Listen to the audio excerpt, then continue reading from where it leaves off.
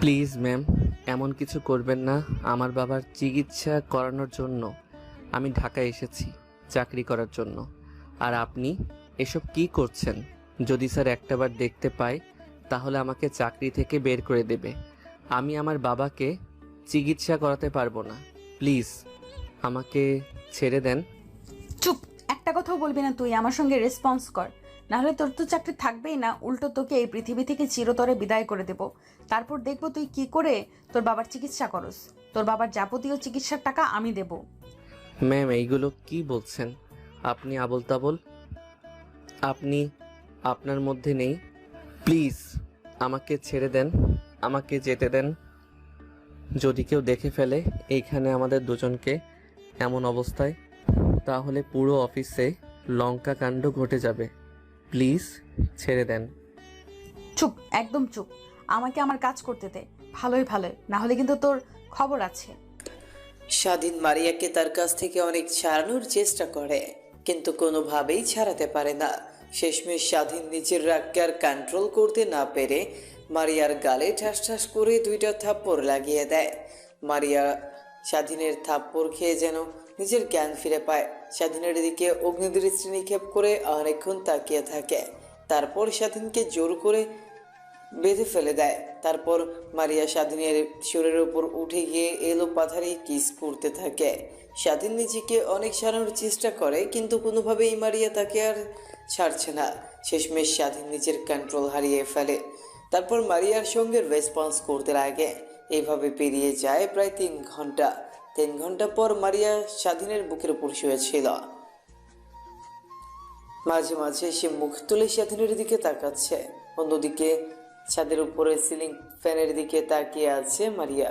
স্বাধীনকে চিন্তিত হতে দেখে ওর বুকের উপর থেকে উঠে নিজের পোশাক পরতে পরতে স্বাধীনকে উদ্দেশ্য করে বলে, দেখ, আমি তোর দুঃখ বুঝতে পারছি, কিন্তু কি করব, নিজেকে আর ধরে রাখতে পারিনি, তোর কাছে সুপে দিয়েছি।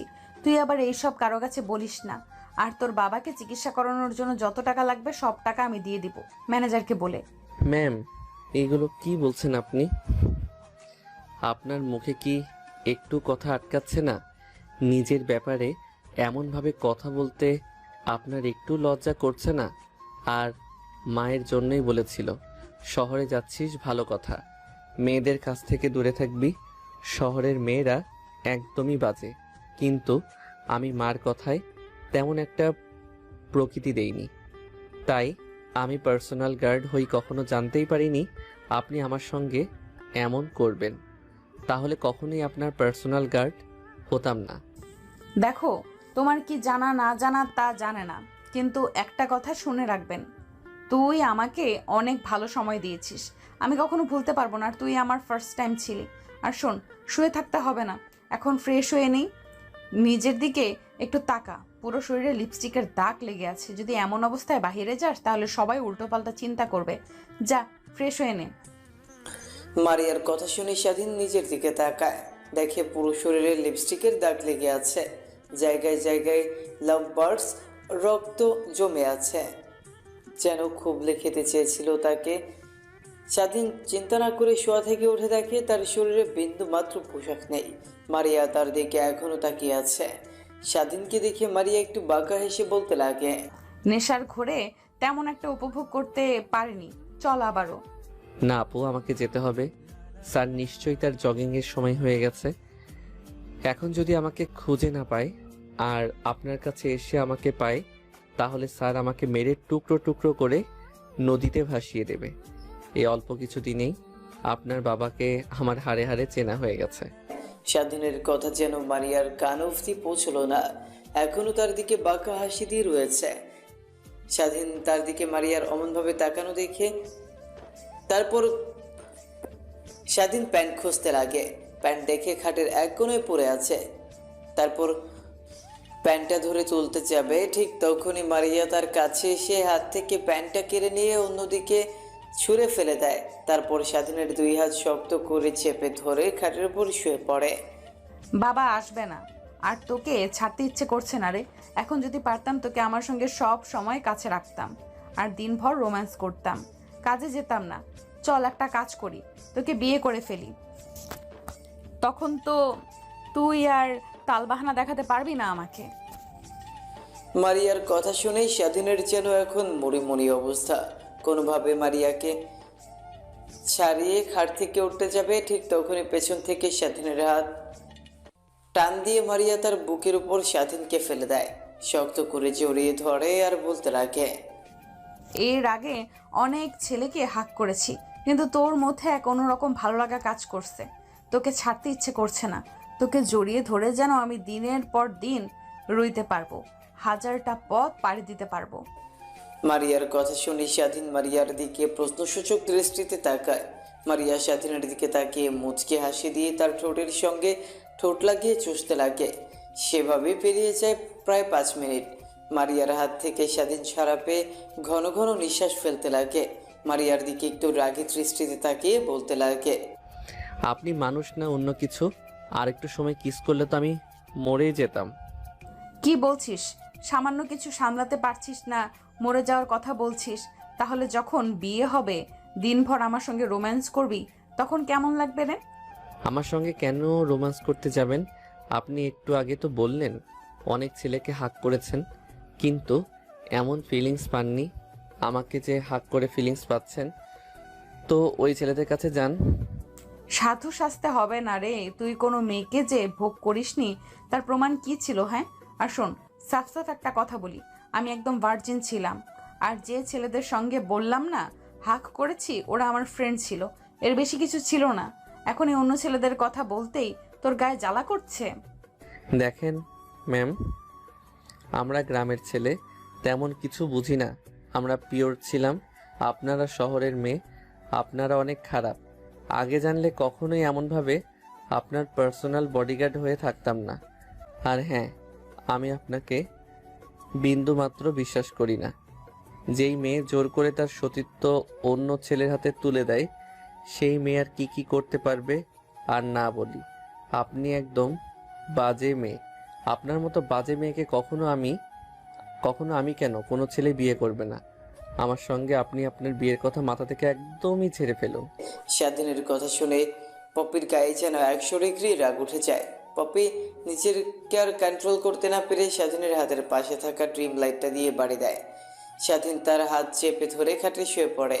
স্বাধীনকে কষ্ট পেতে দেখে মারিয়ার কেমন যেন অনুশোচনা বোধ কাজ করে নিজের মধ্যে।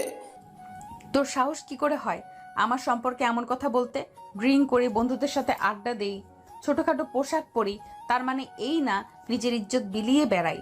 আর শোন, তুই ফার্স্ট যে ছেলে আমার গায়ে টাচ করেছে। আর এই দেখ। কথাটা বলে মারিয়া কোনো মতে নিজেকে সামলে নিয়ে ওয়াশরুমে চলে যায়। অন্যদিকে স্বাধীন তার হাত চেপে ধরে এখনো খাটের উপর শুয়ে থেকে গোঙাচ্ছে। হাতের অনেক অংশে এখনো কাজ ঢুকে আছে। স্বাধীন নিজেকে আর দমাতে না পেরে অজ্ঞান হয়ে যায়। অন্যদিকে মারিয়া ওয়াশরুম থেকে বের হয়ে সামনের দিকে তাকিয়ে দেখে স্বাধীন এখনো সেই অবস্থায় খাটের উপর শুয়ে আছে। একটু চিন্তা হয়, স্বাধীনের কাছে গিয়ে গায়ে হাত দেয়, দেখে স্বাধীনের কোনো রেসপন্স নাই। অনেকটা চমকে উঠে নাকের সামনে হাত দিয়ে দেখে এখনো নিঃশ্বাস ফেলছে। তারপর টেবিলের উপর থেকে পানির গ্লাসটা নিয়ে এসে স্বাধীনের বুকে পানি দিতে লাগে। ঠিক তখনই স্বাধীনের জ্ঞান ফিরে আসে। হাতের ব্যথা এখন দ্বিগুণ।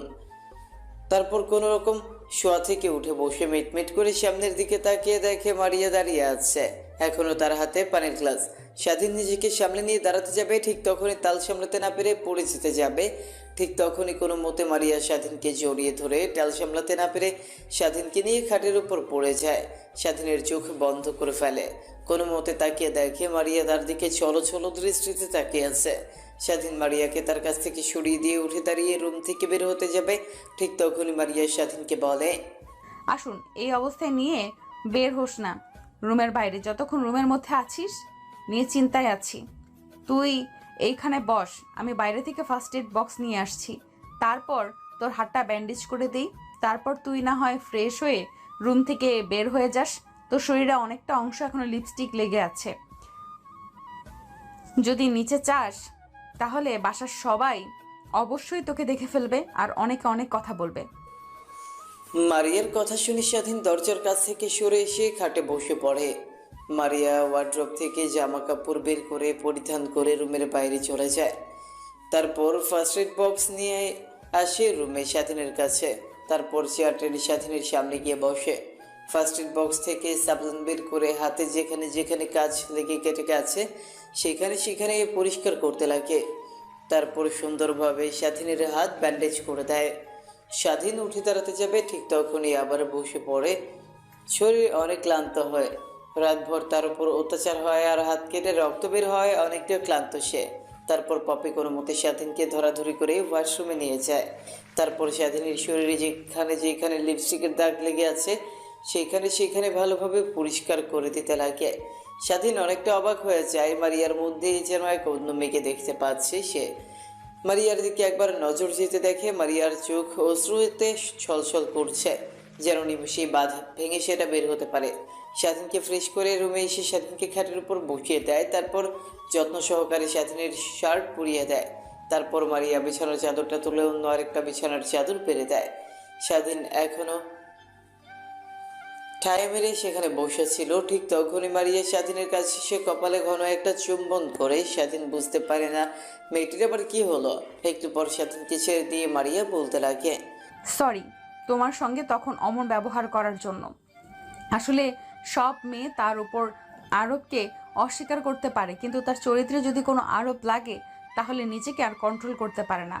তাই আমিও কন্ট্রোল করতে না পেরে তোমার সঙ্গে এমন ব্যবহার করে ফেলেছি। I am extremely sorry, please তুমি আমাকে ক্ষমা করে দাও। মারিয়ার কথা তার কান অবধি যেন এখনো পৌঁছয় না। স্বাধীন মারিয়াকে তার কাছ থেকে কোনো মতে সরিয়ে দরজা খুলে রুম থেকে বের হয়ে তার রুমে চলে যায়। স্বাধীন তার রুমে গিয়ে পোশাক পরিবর্তন করে মারিয়ার বাবার রুমের সামনে চলে আসে। দরজায় কড়া নাড়তেই মারিয়ার বাবা দরজা খুলে দেয়। কি ব্যাপার স্বাধীন, তোমার আজ ঘুম থেকে উঠতে লেট হয়ে গেছে? প্রত্যেকদিন তুমি এসে আমাকে ঘুম থেকে তুলে দাও, তারপর আমি নামাজ পড়ে আমি জগিং করতে যাই, কিন্তু আজ এত লেট হয়েছে, কি হয়েছে তোমার? ঠিক তখনই মারিয়ার বাবার নজর যায় স্বাধীনের হাতের দিকে। স্বাধীনের হাতটা তার দিকে এগিয়ে নিয়ে এসে স্বাধীনকে উদ্দেশ্য করে মারিয়ার বাবা বলতে লাগে, কি হয়েছে, তোমার হাতে ব্যান্ডেজ করা কেন? মারিয়ার বাবার প্রশ্নের উত্তরে কি জবাব দিবে কিছুই বুঝতে পারে না। আমতা আমতা করে স্বাধীন বলতে লাগে, আসলে স্যার, ঘুম থেকে উঠে ওয়াশরুমে হঠাৎ পা স্লিপ কেটে পড়ে যায়, হাতে একটু ব্যথা পাই, তাই রুমে শুয়েছিলাম। আর আসতে একটু লেট হয়েছে, সরি লেট করার জন্য। ইটস ওকে বাবা, তুমি রুমের মধ্যে আসো। তারপর স্বাধীন রুমের মধ্যে প্রবেশ করে। মারিয়ার বাবা জগিং এর পোশাক পরে নেয়। স্বাধীন হাতে একটা ফ্লাক্স পানির বোতল নিয়ে বের হয়। মারিয়ার বাবা জগিং করছে, স্বাধীনও তার পিছু পিছু হাঁটছে। যখন পানি লাগছে তখন মারিয়ার বাবার দিকে পানি এগিয়ে দিচ্ছে স্বাধীন। স্বাধীন মারিয়ার বাবার পিছু পিছু হাঁটতে হাঁটতে হঠাৎ জ্ঞান হারিয়ে মাটিতে পড়ে যায়। মারিয়ার বাবা স্বাধীনের নাম ধরে ডাকে, কিন্তু তার কোনো রেসপন্স পায় না। পেছনে ফিরে তাকিয়ে দেখে স্বাধীন মাটিতে পড়ে আছে। তখন ডাকাডাকি করে মুখের পানি ছেটে দেয়, কিন্তু তার জ্ঞান ফেরে না। শেষমেশ অ্যাম্বুলেন্স ফোন করে স্বাধীনকে নিয়ে হসপিটাল চলে যায়। হসপিটালে নিয়ে গিয়ে ভর্তি করে দেয়। ডাক্তার, ছেলেটার কি হয়েছে? হঠাৎ আমার সঙ্গে হাঁটতে এসে হাঁটতে হাঁটতে অজ্ঞান হয়ে মাটিতে পড়ে গেল, আর পানি সিটা দেওয়ার পর তার জ্ঞান ফিরে আসলো না। কোনো ডেঞ্জারাস কিছু হয়েছে কি ডাক্তার? আসলে আমি নিজেও বুঝতে পারছি না, এই বয়সে ছেলেটা আনন্দ ফুর্তির মধ্যে দিয়ে থাকবে। ছেলেটা অনেক চিন্তিত, অনেক দুর্বল হয়ে গেছে। চিন্তা করতে করতে তাই জ্ঞান হারিয়ে ফেলেছে। জ্ঞান ফিরলে ছেলেটাকে বলবেন নিজের শরীরের দিকে একটু খেয়াল রাখতে, আর যেন ও চিন্তা না করে। আর আমি কিছু ওষুধ লিখে দিচ্ছি, সেগুলো খাওয়ালে ইনশাল্লাহ খুব দ্রুত সুস্থ হয়ে উঠবে। ডাক্তার কথাটা বলে কেবিন থেকে বের হয়ে যায়। মারিয়ার বাবা গিয়ে স্বাধীনের পাশে চেয়ার টেনে বসে পড়ে। ঠিক তখনই মারিয়া তার বাবাকে ফোন করে। বাবা তুমি কোথায়? তুমি তো এত লেট করে বাসায় ফেরো না। আজ এত লেট হয়ে গেছে কিন্তু তুমি বাসায় আসোনি। কোথায় আছো তুমি? তুমি তো জগিং করতে এতটা সময় নাও না। আরে মা, বলিস না, স্বাধীন আছে না, আমার সঙ্গে হাঁটাহাঁটি করতে করতে হঠাৎ করে জ্ঞান হারিয়ে মাটিতে পড়ে যায়। মারিয়া তার বাবার মুখ থেকে এমন কথা শুনে অনেকটা অবাক হয়ে যায়। নিজের উপরে নিজেরই ধিক্কার দিতে লাগে। তারপর উদ্বেগ কণ্ঠ নিয়ে মারিয়া তার বাবাকে উদ্দেশ্য করে একের পর এক প্রশ্ন করে বলতে লাগে, বাবা কি হয়েছে ছেলেটার? এখন কোথায়? তোমরা কি করছো? আর ছেলেটার কন্ডিশন এখন কেমন হয়েছে? আরে থাম থাম, একসঙ্গে এত প্রশ্নের উত্তর কি করে দেব?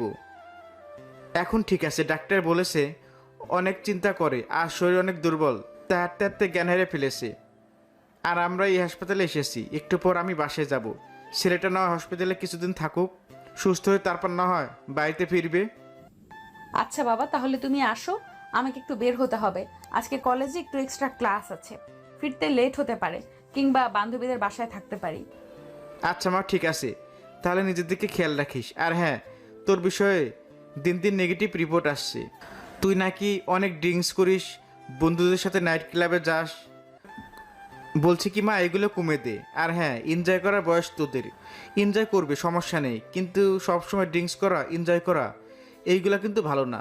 তোর মনে নেই ইমরান আঙ্কেলের কথা, যে ইমরান আঙ্কেল তোকে অনেক ভালোবাসতো ছোটোবেলা থেকে, ছোটোবেলা তোর কাছে এসে তোকে অনেক চকলেট দিত। আর ওই ইমরান আঙ্কেল ড্রিঙ্কস করতে করতে তার ক্যান্সার ধরা পড়ে। আমি চাই না, তুই আমার একমাত্র মেয়ে, মা মরা মেয়ে, তোকে নিয়ে আমি বেঁচে আসি। তোর যদি এমন কিছু হয় তাহলে আমি নিজেকে বাঁচাতে পারবো না। অন্তত নিজের দিকে তাকা, আমার দিকে একবার তাকা। এসব বাদ দে মা। আচ্ছা বাবা, আমি আর ড্রিঙ্ক করব না। এখন সামনে এক্সাম, আমি সেই দিকেই ফোকাস দিয়েছি। আল্লাহ হাফেজ বাবা, সকালে দেখা হবে। কথাটা বলে মারিয়া ফোন কেটে দেয়। অন্যদিকে স্বাধীনের জ্ঞান ফিরতেই নিজেকে হাসপাতালে আবিষ্কার করে। সামনের দিকে তাকিয়ে দেখে মারিয়ার বাবা কারোর সঙ্গে কথা বলছে। কথা বলার ধরন দেখে বুঝতে পারে মারিয়ার সঙ্গে। মারিয়ার বাবা ফোন রেখে দিয়ে স্বাধীনের দিকে তাকিয়ে দেখে স্বাধীন তার দিকে তাকিয়ে আছে। তুমি এতটুকু ছেলে হয়ে কি এমন চিন্তা করো? চাকরি নেওয়ার সময় তো আমার কাছে অনেক অনভিনয় করেছিলে চাকরি নেওয়ার জন্য। বাবা, তুমি আমাকে তোমার বাবা মনে করে সব কথা খুলে বলতে পারো। কি হয়েছে তোমার সঙ্গে? আমি অনেক বেটার ফিল করি তোমার সঙ্গে কথা বলে, অনেক বেটার ফিল করি। বলো বাবা, কি হয়েছে বলতে পারো আমার সঙ্গে। মারিয়ার বাবার কথা শুনে স্বাধীন উপরের দিকে তাকিয়ে দীর্ঘ একটা নিঃশ্বাস ফেলে। শোয়া থেকে শোয়া হয়ে বসে। মারিয়ার বাবার দিকে অশ্রুনয়ন দৃষ্টিতে তাকিয়ে বলতে লাগে, স্যার, আমার বাবা নেই, অনেক আগে মারা গেছে। আমার বয়স যখন 10 বছর, তখন আমার বাড়িতে মা আর একটা বোন আছে, আমার থেকে ছোট, ওর 13 বছর। পৃথিবীতে আমার আর আমার বোনের মা ছাড়া কেউ নেই। মা আমাকে অনেক কষ্ট করে লেখাপড়া করাইছে। আমি লেখাপড়া করতে চাইনি। মার দুঃখ কষ্ট দেখে চেয়েছিলাম তার সঙ্গে সংসারের হাল ধরব, কিন্তু আমি যে স্কুলে পড়তাম সেই স্কুলের স্যার মাকে বলেছিল আমি নাকি অনেক ভালো স্টুডেন্ট, তাই মা যেভাবেই হোক আমাকে লেখাপড়া করাইছে। কিন্তু আপনার বাসায় কাজে যোগ দেওয়ার আগে 7 দিন আগে হঠাৎ মা জ্ঞান হারিয়ে ফেলে তার কর্মস্থলে। তারপর তাকে ধরাধরি করে হাসপাতালে নিয়ে যায়। আমি শুনি বাসা থেকে হাসপাতালে চলে যাই। ডাক্তারের খেসো রিপোর্ট দেয়। রিপোর্টগুলো করে ডাক্তারের কাছে নিয়ে যেতে ডাক্তার বলে মার ক্যান্সার ধরা পড়েছে। ক্যান্সারটা প্রাথমিক পর্যায়ে থাকায় চাইলেই আমার মাকে অপারেশন করে সুস্থ করা যাবে। অপারেশন করতে 20 লক্ষ টাকা। আমি চিন্তিত হয়ে পড়ি 20 লক্ষ টাকা কিভাবে জোগাড় করব। যেখানে সংসারই চলে টেনে টুনে, সেখানে কিভাবে এতগুলো টাকা জোগাড় করব। বাড়ি আর অল্প কিছু জায়গা ছিল, সেই জায়গাটুকু বিক্রি করেও 20 লক্ষ টাকা হবে না। তাই আর কিছু চিন্তা না করে ঢাকায় চলে আসি চাকরি নেওয়ার জন্য। যদি কোনোভাবে চাকরি নেই, তারপর সেই কর্মস্থল থেকে 20 লক্ষ টাকা অ্যাডভান্স চাই। আর আমার বেতন থেকে মাঝে মাঝে এসেই টাকা কেটে নেবে, এটা ভেবে কিন্তু আসার পর আমি কোনো জব খুঁজে পাই না। শেষমেশ আপনার সঙ্গে দেখা হয়, তারপরটুকু তো আপনি জানেনই। স্বাধীন তার কথা শেষ করে মারিয়ার বাবার দিকে তাকায়। দেখে মারিয়ার বাবা তার দিকে ছলো ছলো দৃষ্টিতে তাকিয়ে আছে। স্বাধীনের কথা শুনে মারিয়ার বাবার চোখ দিয়ে এক ফোঁটা অশ্রু পড়তে যাবে, ঠিক তখনই মারিয়ার বাবা তার হাতের উল্টো পিঠ দিয়ে চোখ মুছে ফেলে। স্বাধীনের দিকে তাকিয়ে বলতে লাগে, তুমি এত কষ্ট সহ্য করছো এটুকু ছেলে হয়ে, তোমার মাথায় এত চিন্তা, আমি নিজেই ভেবে তো অবাক হয়ে যাচ্ছি। তুমি কি একটি বারো আমাকে বলেছো অযথা চিন্তা করতে হবে না? আচ্ছা বাবা, তুমি তাহলে থাকো, আমাকে অফিসে যেতে হবে। আর শোনো, তুমি পরিপূর্ণ সুস্থ না হওয়া পর্যন্ত বাসায় যাবে না, এখানেই থেকো। আমি সময় হলে তোমার সঙ্গে দেখা করতে আসব। ডাক্তার বলেছে তুমি অনেক ক্লান্ত, তোমাকে একটু রেস্ট নিতে হবে। কিন্তু স্যার, এখন তো আমি সম্পূর্ণ সুস্থ আছি। দেখুন, আপনার সঙ্গে কথা বলছি। আমি তোমার একটা কথা শুনতে চাই না। তুমি এখানে থাকবে যে পর্যন্ত ডাক্তার তোমাকে রিলিজ না করবে। কথাটা বলেই মারিয়ার বাবা কেবিন থেকে বের হয়ে যায়। অন্যদিকে মারিয়া তার বাবাকে মিথ্যা কথা বলেই তার বাবা কেবিন থেকে বের হয়ে যেতে মারিয়া কেবিনের মধ্যে প্রবেশ করে। স্বাধীন অন্যদিক ফিরে শুয়েছিল। ঠিক তখনই কেবিনের মধ্যে কারো আসার শব্দ পায়। স্বাধীন দরজার দিকে তাকিয়ে দেখে মারিয়া দরজা দিয়ে কেবিনের মধ্যে ঢুকছে। স্বাধীন শোয়া থেকে একটু আধশোয়া হয়ে বসে মারিয়ার দিকে তাকিয়ে বলে, ম্যাম, আপনি এখানে? আপনি না আপনার বাবাকে বললেন আপনার কি যেন ইম্পর্টেন্ট ক্লাস আছে, তাই বাসায় ফিরতে লেট হবে, কিন্তু এখানে যে? তো কি, আমি তো আমার ইম্পর্ট্যান্ট ক্লাস করছি, চুপচাপ শুয়ে থাকো। আর ওই দিনের জন্য আই এম এক্সট্রিমলি সরি। আসলে নিজের রাগকে কন্ট্রোল করতে পারিনি আমি নিজের মধ্যে ছিলাম না। সত্যি কথা বলতে, তুমি যখন প্রথমে আমার বাবা তোমাকে নিজের বাসায় নিয়ে আসে তার পার্সোনাল গার্ড হিসেবে, তখন আমি বাবাকে অনেক করে বলে তোমাকে আমার পার্সোনাল গার্ড বানাই। কিন্তু তারপরও বাবা তোমাকে নিয়ে জগিংয়ে যায়। সেই প্রথম দেখাতেই তোমার উপর অনেকটা দুর্বল হয়ে পড়ি আমি, যা কখনো তোমাকে বলে বোঝাতে পারবো না। ম্যাম, রাখুন সেই সব কথা। তা এখন কিসের জন্য এখানে এসেছেন? আমি তোমাকে হসপিটালে ভর্তি করেছি, তাই না? রাতে তোমার উপর নির্যাতন করে আর সকালে তোমাকে মেরে তোমার যত্ন নেওয়ার জন্য আসলাম। কথাটা বলেই মারিয়া স্বাধীনের কাছে এসে চুলে হাত বোলাতে লাগে। স্বাধীন অনেকবার তার হাত সরাতে লাগে, কিন্তু মারিয়া স্বাধীনের দিকে রাগের দৃষ্টিতে তাকাতেই স্বাধীন চুপ হয়ে যায়। এইভাবে পেরিয়ে যায় অনেকটা সময়। ঠিক তখনই কেবিনের মধ্যে নার্স প্রবেশ করে। মারিয়া স্বাধীনের মাথায় হাত বুলিয়ে দিয়েছিল। নার্স তাদের দুজনকে দেখে বলতে লাগে, ম্যাম, এটা কোনো আবাসিক হোটেল না। আপনি রুমের মধ্যে এসব কি করছেন রোগীর সঙ্গে? পেছন থেকে কারো কণ্ঠস্বর শুনতে পেয়ে মারিয়া স্বাধীনের বুকের উপর থেকে মাথা তুলে পেছনের দিকে তাকাতেই নার্সটি বলতে লাগে, ও সরি সরি ম্যাম, আপনি এখানে? আর ইনি কি? এনাকে তো ঠিক চিনলাম না। ইনি কি আমাদের স্যার?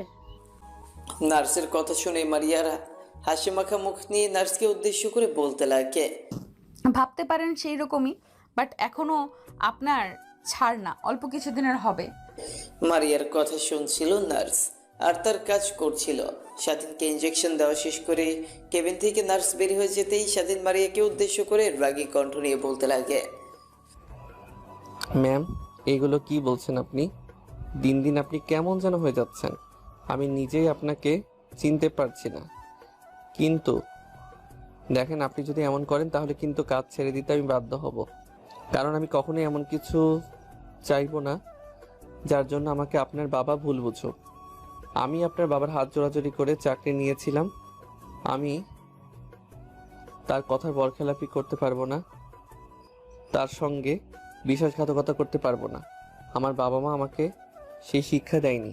বুঝতে পারছি, তোমার বাবা মা তোমাকে সৎ শিক্ষা দিয়েছে, কিন্তু তুমি কি জানো, তুমি যদি আমার কাছ থেকে দূরে যাও তাহলে যেখানেই থাকো না কেন তোমাকে ধরে নিয়ে আমার কাছে বসিয়ে বসিয়ে রাখবো আর খাওয়াবো, আর তোমাকে জোর করে বিয়ে করব। তুমি কি চাও তোমার সঙ্গে এমন বাজে কাজ হোক? মারিয়ার কথা শেষ হতেই স্বাধীন চুপ হয়ে যায়। কারণ মেয়েটিকে যতই কথা বলুক না কেন তার বোধগম্য হবে না। তাই চুপ করে একটু চোখ বুঝে ঘুমানোর চেষ্টা করছিল। ঠিক তখনই কপালে আলতো ঠোঁটের ছোঁয়া অনুভব করে। স্বাধীন চোখ মেলে তাকাতেই দেখে মারিয়া তার উপর বসে তার কপালে চুম্বন করছে। মারিয়াকে স্বাধীন তার হাত দিয়ে ধাক্কা দিতেই মারিয়া টাল সামলাতে না পেরে ফ্লোরে গিয়ে ছিটকে পড়ে। স্বাধীন বুঝে উঠতে পারে না, স্বাধীন কখনোই এমন কিছু চায়নি। তার কাছ থেকে মারিয়া ফ্লোরে পড়ে গিয়ে অনেকটা ব্যথা পায়। স্বাধীন তার হাতে ব্যান্ডেজ থাকা অবস্থায় বেড থেকে নেমে মারিয়াকে তুলতে লাগে। মারিয়ার চোখ দিয়ে অশ্রু বের হতে লাগে। অনেক জোরে পড়ে যাওয়ায় ব্যথা পেয়েছে সে, কিন্তু সেদিকে তার কোনো ভ্রুক্ষেপে নেই। স্বাধীনের দিকে তাকিয়ে দেখে তার হাত দিয়ে রক্ত বের হচ্ছে, কারণ ইঞ্জেকশনের তার এখনও তার হাতের মধ্যে লাগানো ছিল। বেড থেকে চলে আসায় তার শট খাওয়ায় স্বাধীনের হাত থেকে রক্ত বের হতে থাকে। মারিয়া স্বাধীনকে বেডে শুইয়ে দিয়ে বলতে লাগে, নিজের দিকে একটু তাকাও, দেখো তোমার হাতে রক্ত বের হচ্ছে। আমার তো কিছুই হয়নি, পড়ে গিয়েছিলাম, একটু ব্যথা পেয়েছি, তার জন্য কি তুমি নিজের দিকে খেয়াল না করে আমাকে ওঠাতে যাবে? তার মানে কি জানো, তুমি আমাকে ভালোবাসো। কারণ আমার একটু ব্যথা পাওয়াতে তুমি যদি এমন রিয়াক্ট করতে পারো, তাহলে আমি মনে করি আমার জন্য তোমার মনে বিন্দুমাত্র হলেও ফিলিংস আছে। ও ভাবছেন আপনি? ম্যাম, কখনো না, আপনার জন্য আমার মনে কখনো কাজ করতে পারে না। কারণ আপনার মতো মেয়েকে আমি কখনোই আমার বউ হিসেবে মেনে নেব না। কথাটা আমি কত করে বলবো? এখন জানতো আমার চোখের সামনে একটু একা থাকতে দিন। না না, তা তো হচ্ছে না। আমি এখানেই থাকবো আর তোমাকে রোমান্টিক অত্যাচার করব আর তোমার শরীরের যত্ন নেব। আমি বাবাকে তো বলেছি যে আজকে বাসায় তার মানে কি আজকেও আমার সঙ্গে রাতে এখানেই থাকবে? স্বাধীনের কথা শুনে মারিয়া একটু বাঁকা হেসে মাথা দিয়ে হ্যাঁ বোঝায়। ম্যাম, আপনি কি পাগল হয়ে গেছেন নাকি? আপনার ভাবসাব আমার ভালো লাগছে না। আপনি এখানে থাকবেন মানে আপনি চলে যান, যদি কেউ দেখতে পায় তাহলে অনেক খারাপ হয়ে যাবে। আর স্যার তো বলেছে সে যে কোনো সময় আমাকে দেখতে আসতে পারে। যদি এসে দেখে আপনি আমার কেবিনে বসে আছেন তখন কি রিয়েক্ট করবে স্যার, বুঝতে পারছেন? সবাই যা করে তাই করবে। তার মেয়ে আর মেয়ের জামাই একই কেবিনে আছে। দেখ ভালো, আপনার সঙ্গে কথা বলে পারবে, উঠবো না। কথাটা বলেই স্বাধীন অন্য পাশ ফিরে জানলা দিয়ে বাহিরের দিকে তাকিয়ে আছে। বুঝে উঠতে পারে না সময়টা কত হয়েছে। হাতে ফোনটা নিয়ে দেখে তার মায়ের অনেকগুলো মিস কল। স্বাধীন অবাক হয়ে যায়। অবাক হয়ে স্বাধীন তার মায়ের কাছে ফোন করতে যাবে, ঠিক তখনই তার মা ফোন করে বসে।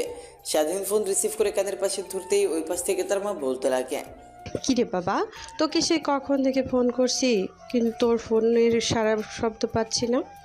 ফোনটা একবার রিসিভ করছিস না, কি হয়েছে তোর জানিস? তোকে নিয়ে একটা খারাপ স্বপ্ন দেখেছি আমি, তাই তোকে নিয়ে অনেক চিন্তা হচ্ছে রে বাপ। তুই বাসায় চলে আয়, তোর বাবার রেখে যাওয়া জমি তুই কাজ করে খা। আমাকে তো চিকিৎসা করাতে হবে না, আল্লাহ যতদিন হায়াত দিয়েছে ততদিন এই পৃথিবীতে বেঁচে থাকবো। তাই একদিন বেশি কিংবা একদিন কমও এই পৃথিবীতে থাকবো না রে। ফোন করে শুধু এই একটা কথাটাই বল। আসলে কাজের চাপ অনেক তো, তাই ফোন হাতে নিয়ে দেখিনি। আচ্ছা, তোমার এখন শরীরের কি অবস্থা? আর বোনের কি খবর? ও ঠিকমতো স্কুলে যাওয়া আসা করে না তো? হ্যাঁ যাই তো, ও তোর সঙ্গে কথা বলার জন্য পাগল হয়ে গেছে, কিন্তু তুই তো তখন ফোন ধরলি না, স্কুলে গেছে। সেটা যখন তোকে আবার ফোন করব তখন না হয় তুই ফোন রিসিভ করিস। আচ্ছা মা।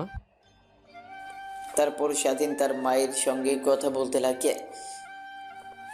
অন্যদিকে মারিয়া পাশে চেয়ার নিয়ে বসে স্বাধীন তার মায়ের সঙ্গে কথোপকথনগুলো শুনছিল আর মুচকে মুচকে হাসছিল। আসলে মারিয়ার মা অনেক আগেই মারা গিয়েছে, তার জন্মের 2 বছর পর। গল্পে অনেকটা দূরেই তো চলে আসলাম। এবার আপনাদেরকে নায়ক আর নায়িকার পরিচয় করিয়ে দিই। নায়কের নাম স্বাধীন, মা বাবার একমাত্র সন্তান, ছোট্ট একটা বোন আছে। স্বাধীনের বাবা একটা রোড অ্যাক্সিডেন্টে অনেক আগেই মারা গিয়েছে। তারপর তার মা স্বাধীনকে আর তার বোনকে অনেক কষ্ট করে লালন পালন করে।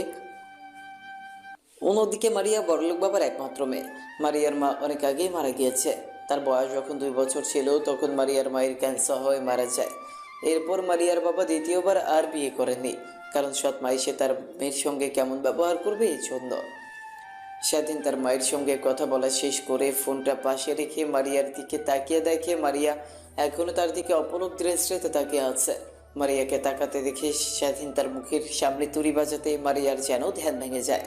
শাশুড়ি মা কি করে জানলো তোমার কিছু হয়েছে? আর তুমি তো তোমার মাকে কিছুই বললে না। তুমি হসপিটালে ভর্তি, অনেক ক্লান্ত হয়ে। কি বলছেন আপনি শাশুড়ি মা? মানে আর হ্যাঁ, মাকে বলতে যাব কেন? সে শুনলে অনেক চিন্তা করবে আমাকে নিয়ে। অযথা তাকে চিন্তায় ফেলতে যাব কেন? আর হ্যাঁ, আপনি নেক্সট টাইম থেকে আমার মাকে শাশুড়ি মা বলবেন না। একবার বলবো, 1000 বার বলবো, 100 বার বলবো, আপনি কি করবেন? আমার মুখ দিয়ে বলবো আমি, আপনি বলার কে? স্বাধীন জানে এখন মারিয়াকে যতই ভাবে বোঝানোর চেষ্টা করুক না কেন কিন্তু কোনোভাবেই বুঝবে না। তাই স্বাধীন তার মাথার নিচে হাত দিয়ে অন্য হাত তার চোখের উপরে রেখে একটু ঘুমানোর চেষ্টা করে। ঘুমানোর চেষ্টা করতেই সারাদিন স্বাধীন ঘুমের জগতে পা দেয়। অন্যদিকে তার দিকে একটা তীক্ষ্ণ দৃষ্টি তাকিয়ে আছে। এভাবে পেরিয়ে যায় অনেকটা সময়। স্বাধীন ঘুম থেকে উঠে আজানের শব্দে চারদিকে তাকিয়ে দেখে সন্ধ্যা নেমে এসেছে।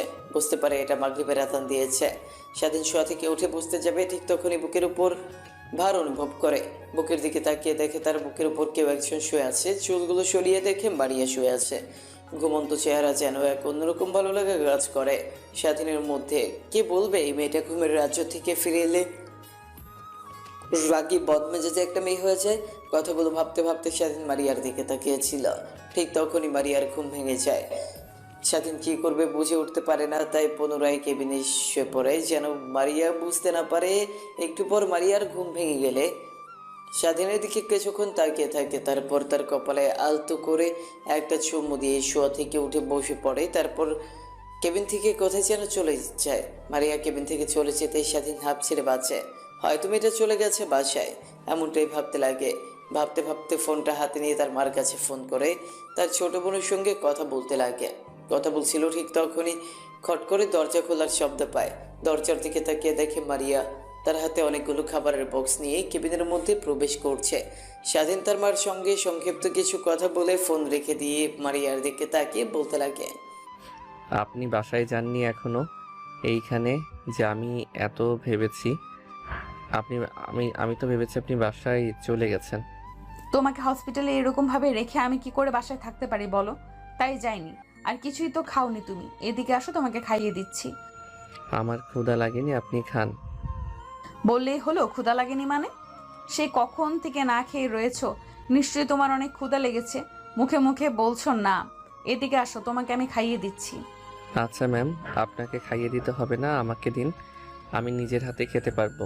মহান আল্লাহ তাআলা আমাকে হাত দিয়েছে, আমি কেন বড় নারীর হাত দিয়ে খাবার খাবো? বড় নারী মানে? কিছুদিন পরে তোমাকে বিয়ে করব। আর হ্যাঁ, আমি বলেছি খাইয়ে দেব তো খাবে। আমার মুখে মুখে তুমি দিন দিন অনেক কথা বলছো, যা আমার একদমই পছন্দ নয় কিন্তু। স্বাধীন মারিয়ার মুখের উপর আর কোনো কথা না বলে মারিয়ার কথা অনুযায়ী খাবার খেতে লাগে। মারিয়া স্বাধীনকে খাবার খাইয়ে দিয়ে পানি খাইয়ে দেয়, তারপর পুনরায় তার সামনে চেয়ারে বসে ফোনে ফেসবুক স্ক্রলিং করছিল। অন্যদিকে স্বাধীনের কপালে চিন্তার ভাঁজ পড়ে যায় আর মনে মনে ভাবতে লাগে। ঠিক তখনই মারিয়ার দিকে একটু বাঁকা চোখ নিয়ে তাকিয়ে স্বাধীন আর মনে ভাবতে লাগে, এখানে বুঝি আমার আর চাকরি করা হচ্ছে না ম্যাম? দিন দিন আমার সঙ্গে যেরকম আচরণ করা শুরু করেছে, যদি স্যার কোনোভাবে টের পেয়ে যায় তাহলে আমাকে চাকরি থেকে বের করে দেবে। আমি আমার মার চিকিৎসা করাতে আর পারবো না। জানি না ম্যাম এরকম করছেন কেন, আগে তো এরকম ছিল না, হঠাৎ করে কি হলো তার? না, যেভাবে হোক আমাকে ম্যামের কাছ থেকে দূরে থাকার চেষ্টা করতে হবে। যদি না পারি তাহলে সব ইচ্ছায় তার কাছ থেকে দূরে চলে যাব, যেন আমাকে আর সে কখনোই খুঁজে না পায়। এতটা দূরে চলে যাব। ঠিক তখনই মারিয়ার দিকে একটু বাঁকা চোখ নিয়ে তাকিয়ে স্বাধীন আর মনে ভাবতে লাগে, কি মায়াবী চেহারা, তার দিকে একবার কেউ যদি তাকায় তাহলে দৃষ্টি সরাতে পারবে না। কিন্তু সে আমার মধ্যে কি এমন খুঁজে পেয়েছে যে আমার উপর উঠে পড়ে গেছে? নাকি সবগুলো তার ভোগ বিলাসিতার জন্য? সে আমার সঙ্গে হাতে ওইসব করে অনেক মজা পেয়েছে, তাই আমাকে তার কাছে যাচ্ছে। ছি ছি স্বাধীন, তুই এগুলো কি ভাবছিস? আনমনে কথাগুলো বলছিল আর নিজেকে নিজেই বোঝাচ্ছিল। ঠিক তখন মারিয়া ফোন সাইডে রেখে কেবিনে বসে স্বাধীনের মাথা তার কোলের উপর রেখে মাথায় হাত বুলাতে লাগে। জানি না রে, পিছে তোর মধ্যে কি এমন লুকিয়ে আছে যে তোর প্রতি আমাকে এতটা দুর্বল করে ফেলেছে। বিশ্বাস কর, তোকে ছাড়া এক মুহূর্তও আমার থাকতে ভালো লাগে না। তুই বাসা থেকে বের হলে আমার যেন দম বন্ধ হয়ে যায়। কখন তোর সঙ্গে দেখা করব, এই 2 মাসে বুঝে গিয়েছি তোকে ছাড়া আমি একদমই অচল। তোকে যে করেই হোক আমার লাইফে আমার আগামী পথ চলার জন্য লাগবে। তুই কি হবি আমার আগামী পথ চলার সঙ্গী? ছি ছি স্বাধীন, তুই এগুলো কি ভাবছিস? দেখুন ম্যাম, আপনি অনেক সুন্দর, আপনি বেটার কাউকে ডিজার্ভ করেন, আমাকে না। আমি সামান্য একটা ছেলে, মাসে কয়টা টাকা উপার্জন করি বলেন? আপনি কখনোই আমার কাছে আর সুখে থাকতে পারবেন না। আপনি বড়লোক বাবার একমাত্র মেয়ে, যার কিনা প্রত্যেক দিন সে টাকা খরচ করে আমি তা 1 মাসে উপার্জন করে। আপনি কখনোই আমার কাছে সুখে থাকতে পারবেন না ম্যাম। আগে থেকে বেটার হবে আপনি অন্য কাউকে আপনার জীবনসঙ্গী হিসেবে চয়েস করেন, আমাকে না। স্বাধীনের কথা শেষ হতেই মারিয়া এসে স্বাধীনের মুখে এলো পাথরে কিস করতে লাগে। স্বাধীন থমেরে মারিয়ার প্রত্যেকটা কিস অনুভব করতে লাগে। একটু পর মারিয়া স্বাধীনকে ছেড়ে দিয়ে বলতে লাগে, শোনো, তোমাকে কিস করার বিন্দুমাত্র ইচ্ছা আমার ছিল না, কিন্তু তুমি নিজেই তা করে নিলে। হ্যাঁ, আরেকটা কথা, তুমি যদি কখনো আমাকে ম্যাম বলে ডাকো বা আপনি করে ডাকো তাহলে তোমার খবর আছে। এখন থেকে তুমি করে আর আমার নাম ধরে কিংবা জান সোনা এসব বলে ডাকবে। দেখুন, আপনি আমার মালকিন, তো আপনাকে ম্যাম বলে ডাকবো। এটাই তো বাস্তব। আমি কখনো আপনাকে নাম ধরে কিংবা তুমি করে ডাকতে পারবো না। স্বাধীনের কথা শেষ হতেই মারিয়া স্বাধীনকে আবার কিস করতে লাগে। প্রায় 5 মিনিট পর স্বাধীনকে ছেড়ে দেয়। স্বাধীন হাঁপাতে লাগে। মারিয়া মুচকে একটু বাঁকা হেসে স্বাধীনকে উদ্দেশ্য করে বলে, এখনো কি তুই তোর আগের সিদ্ধান্তে অটুট থাকবি, নাকি আমাকে কিংবা আপনি করে বলি এই রোমান্টিক অত্যাচার সহ্য করবি? কোনটা বাকি তোর ইচ্ছে? স্বাধীন ভালো করেই জানে তার সঙ্গে যত কথা বাড়াবে ততই তার জন্য খারাপ। তাই মারিয়ার কোল থেকে মাথা সরিয়ে বালিশের উপর রাখতে যাবে। শক্ত করে মারিয়া স্বাধীনের মাথা তার পায়ের উপর রেখে বলতে লাগে, এত ঢং দেখাতে হবে না, চুপচাপ এখানেই শুয়ে থাক। স্বাধীন মারিয়ার পায়ের উপর থেকে মাথা না সরিয়ে সেভাবেই শুয়ে থাকতে লাগে। মারিয়া তার মনের আনন্দে স্বাধীনের মাথায় হাত বোলাতে লাগে আর গুনগুন করে গান গাইতে লাগে। স্বাধীনের অনেকটা ভালো লাগে মনোমুগ্ধকর পরিবেশ। এইভাবে পেরিয়ে যায় পুরো দিনটা। স্বাধীনের কাছ থেকে একটু পরে মারিয়া বিকালের দিকে ডাক্তার চেক আপ করতে কেবিনে আসে। ঠিক তখনই স্বাধীনের চোখে কিছু একটা পড়ে। মারিয়ার স্বাধীনের চোখ থেকে সরাতে নিলে দুজনের চোখে চোখাচোখি হয়। সময়ের আকস্মিকতায় মারিয়া স্বাধীনকে কিস করে দেয়। ঠিক তখনই পেছন থেকে ডাক্তার সব দেখে মারিয়াকে বলতে লাগে। ডাক্তারের কথা শুনে মারিয়া ব্যাবা শেখা খেয়ে যায়। নিজেকে সামলে নিয়ে মারিয়া ডাক্তারকে বলতে লাগে, মারিয়া মা, তুমি এখানে? আর তোমার বাবা যে বললো এটা তোমাদের কাজের ছেলে, তাহলে এসব কি মা? আমি যা ভাবছি তাহলে কি সত্যি? না মানে আসলে আঙ্কেল, ওর চোখে কিছু একটা পড়েছিল, বের করে দিলাম, এর থেকে বেশি কিছু না। ও আচ্ছা, তা মা তুমি বাসা যাবে না? তোমাকে তো সে সকাল থেকে দেখছি কেবিনের মধ্যে ছেলেটার সঙ্গে বসে কথা বলছো। সত্যি কথা বলতে আঙ্কেলের অবস্থা এরকম আমার কারণে হয়েছে, কারণ আমি কালকে রাতে ছেলেটাকে অনেক মারধর করেছিলাম। দেখছেন না হাতে ব্যান্ডেজ করা, তাই একটু যত্ন নিলাম। তারপর ডাক্তার মারিয়ার সঙ্গে আরো কিছু কথা বলে কেবিন থেকে বেরিয়ে যায়। আসলে স্বাধীনকে যে হাসপাতালে ভর্তি করা হয়েছে এটা মারিয়াদেরই হাসপাতাল। এখানে গরিব দুঃখীদের বিনামূল্যে চিকিৎসা দেয়। মারিয়ার বাবা অনেক দয়াশীল ব্যক্তি সে। এইভাবে পেরিয়ে যায় দিনটা। রাতের বেলা স্বাধীন ঘুমিয়ে পড়ে। তাকে ঘুমের ইনজেকশন দেওয়ার কারণে মারিয়া স্বাধীনের বুকের উপর ঘুমিয়ে পড়ে। সকালবেলা মারিয়ার বাবা জগিং করতে করতে হাসপাতালে চলে আসে। স্বাধীনকে দেখার জন্য কেবিনের মধ্যে প্রবেশ করে। স্বাধীনকে আর মারিয়াকে তেমনভাবে দেখতে পেয়ে তার যেন মাথায় আকাশ ভেঙে পড়ে। নিজেকে সামলে নিয়ে কোনো রকমভাবে কেবিন থেকে বের হয়ে যায়। তারপর বাসার উদ্দেশ্যে রওনা দিতে যাবে। ঠিক তখনই ডাক্তার পেছন থেকে এসে বলতে লাগে, তোর মেয়ের আচরণ ভাব খুব একটা ভালো দেখলাম না রে। ছেলেটার সঙ্গে অনেকটা ঘনিষ্ঠ সম্পর্ক পার করতেছে দেখছি। আমি আবার সেই তুই বের হয়ে যাওয়ার পর থেকে কেবিনে এসে ছেলেটাকে যত্ন নিচ্ছে। ওদের মধ্যে কিছু একটা আছে। আমি বলি কি, তুই তোর মেয়েকে কাছ থেকে দূরে সরিয়ে নিয়ে যা। মারিয়ার বাবা আর কোনো চিন্তা না করে হাসপাতাল থেকে বের হয়ে যায় বাসায়। চিন্তায় যেন তার মাথা ফেটে যাওয়ার অবস্থা। সোফায় বসে চা খাচ্ছে সে আর টিভির দিকে তাকিয়ে আছে, কিন্তু তার খেয়াল টিভিতে নেই, অন্যদিকে রয়েছে। অন্যদিকে স্বাধীনের ঘুম ভাঙতেই বুকের উপর ভারী অনুভব করে। বুকের দিকে তাকিয়ে দেখে মারিয়া ঘুমিয়ে আছে। স্বাধীন নিজের অজান্তেই মারিয়ার মাথায় হাত বোলাতে লাগে। মারিয়ার ঘুম ভেঙে যায়। মাথায় কারো স্পর্শ পেয়ে মিটিমিটি করে তাকিয়ে দেখে স্বাধীন তার দিকে তাকিয়ে মাথায় হাত বুলিয়ে দিচ্ছে। মারিয়ার অনেকটা ভালো লাগে। মারিয়াকে নড়াচড়া করতে দেখে স্বাধীন তার মাথার উপর থেকে হাত সরিয়ে দেয়। ঘুমানোর ভান করতে লাগে। মারিয়া স্বাধীনের দিকে তাকিয়ে মুচকি হেসে নিজেকে একটু গোছগাছ করে স্বাধীনের মাথায় হাত বোলাতে বোলাতে ছোট্ট করে কপালে একটা কিস করে কেবিন থেকে বেরিয়ে যায়। মারিয়াকে কেবিন থেকে বের হয়ে যেতে দেখে সাথে স্বস্তির একটা নিঃশ্বাস ফেলে। অন্যদিকে ইমরান খান এখনো সোফায় বসে একের পর এক চা খেতে লাগে আর টিভির দিকে তাকিয়ে আনমনে চিন্তা করছিল। ঠিক তখনই কলিং বেল বেজে ওঠে। দরজার দিকে তাকাতে দেখে তার মেয়ে আসছে। তখনই বলতে লাগে তার মেয়েকে উদ্দেশ্য করে, কি মা, কইছিলি রাতে সকালে বের হয়েছিলি, দিন পেরে রাত গেল, কোনো খোঁজ খবরই নেই। ফোন করলাম, তোর ফোন অফ বললো। কি হয়েছিল তোর? কোথায় ছিলি? মারিয়া তার বাবার দিকে তাকিয়ে একটা হাসি দিয়ে বলতে লাগে, কই আর থাকবো, কয়েকদিন পর কলেজে ছিলাম, ফোনের চার্জ ছিল না, তোমাকে ফোন করে কথা বলবো, আর রাতের বেলা একটা বান্ধবীর বাসায় ছিলাম, বাসায় আসিনি। মারিয়াকে তার বাবা কোনো কিছু বুঝতে না দিয়ে মুচকি একটা কৃত্রিম হাসি দিয়ে বলতে লাগে, আচ্ছা মা, তুমি তাহলে তোমার রুমে যাও, ফ্রেশ হয়ে খাবার দাবার করে নাও, আমি অফিসে যাচ্ছি। মারিয়া তার বাবার কথা শুনেই তার রুমে চলে যায় ফ্রেশ হতে। অন্যদিকে মারিয়ার বাবা এমন অবস্থাতেই বাড়ি থেকে বের হয়ে হসপিটালে চলে যায়। তারপর সোজা স্বাধীনের কেবিনে চলে যায় সে। স্বাধীন চোখ বুঝে থেকে ঘুমানোর চেষ্টা করছিল, ঠিক তখনই কারো আসার শব্দ শুনতে পায়। দরজার দিকে তাকিয়ে দেখে মারিয়ার বাবা। তারপর স্বাধীন শোয়া থেকে শোয়া হয়ে বসে মারিয়ার বাবাকে উদ্দেশ্য করে বলতে লাগে, আঙ্কেল, আপনি অযথা আসতে গেলেন কেন? আর এখন তো আপনার অফিসের সময় এখানে যে। স্বাধীনকে কোনো রাগ না দেখিয়ে হাসি মাখা মুখ নিয়ে স্বাধীনের দিকে তাকিয়ে বলতে লাগে, শোনো বাবা, তুমি তোমার দিকে তাকাও, আর একটা বার আমার মেয়ের দিকে তাকাও। দেখো কতটা ডিফারেন্ট তোমাদের দুজনের মধ্যে। আমি সকালে এসেছিলাম তোমাকে দেখার জন্য, কিন্তু তোমাকে আর মারেকে এমন অবস্থা দেখে আমি অনেকটা ভেঙে পড়ি। তোমার কাছ থেকে কখনো আমি এটা আশা করিনি। আমি যে সবসময় বলি যা আবার তা হয়ে গেছে। তোমার বাবার চিকিৎসার জন্য কত টাকা লাগবে? 20 লক্ষ টাকা, তাই না?